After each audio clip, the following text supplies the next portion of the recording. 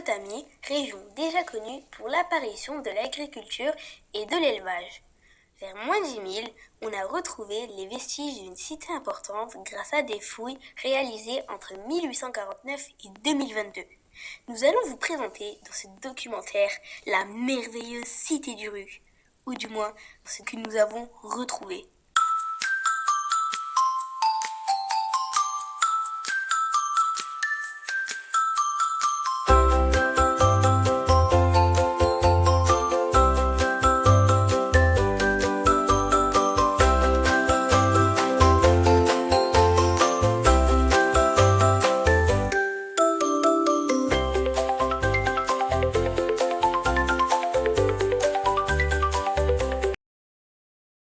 Nous savons que les habitants étaient très croyants et que plusieurs dieux étaient célébrés, notamment la déesse Inanna Ishtar. Les habitants lui avaient construit un temple gigantesque en forme de pyramide que l'on appelle une ziggourate. D'autres dieux avaient aussi leur temple, comme Sinkhajdi. Par ailleurs, un grand vase appelé le vase d'Uruk par les historiens montre une procession, la population venant apporter des offrandes à la déesse. Les produits issus de l'agriculture, paniers remplis de céréales, de l'élevage, moutons, chèvres, sont offerts à la déesse. Ce vase fait à Uruk, au 4e millénaire, se compose de 3 parties. En bas, le fleuve et les richesses qu'il permet. Au milieu, les offrandes. Et tout en haut, la déesse et son entourage. Pour construire tous ces bâtiments, la ville bénéficiait forcément de moyens importants. Et il fallait une autorité pour la diriger. Voilà pourquoi on parle de cité-État. Les archéologues ont retrouvé des palais comme celui de Sinkhashin ou des sculptures montrant certains rois d'Uruk. Ceux-ci ont un pouvoir religieux. On les appelle les rois prêtres. Mais ils sont aussi des chefs de guerre.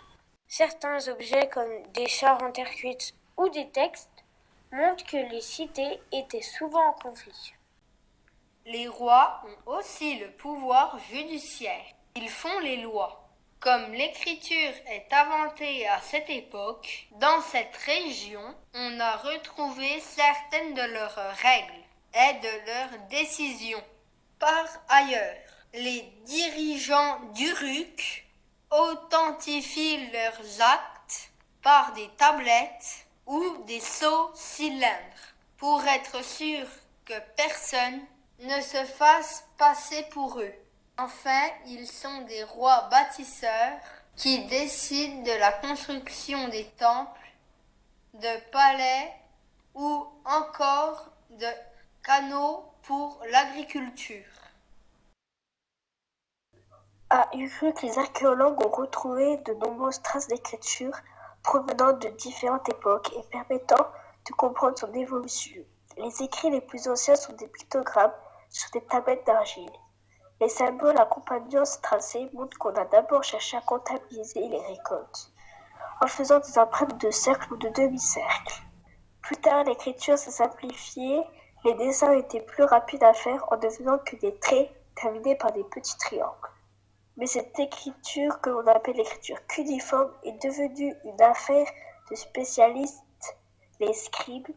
Les signes correspondant alors à des mots ou à des sceaux, pour être plus lisible, on se met parfois à tracer des lignes sur les tablettes.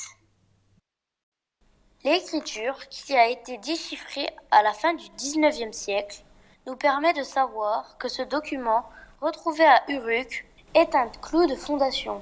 Il montrait que la maison où il était caché dans un palais appartenait à un roi. L'écriture nous permet aussi de savoir qu'il est représenté. Sur cette statue, par exemple, il s'agit du petit-fils du roi d'Uruk. Enfin, l'écriture nous permet de connaître les actions menées à l'époque. Sur cette pierre, par exemple, il est écrit que le roi marche devant son armée, qu'il établit la justice, qu'il tient son pouvoir des dieux, ou encore qu'il a ordonné de creuser un canal. L'écriture permet donc de rendre à Uruk une partie de sa vie, d'imaginer les hommes et leurs activités, de mieux connaître leur organisation et leurs croyances, leurs échanges. Grâce à elle, les civilisations quittent la préhistoire et entrent dans l'histoire.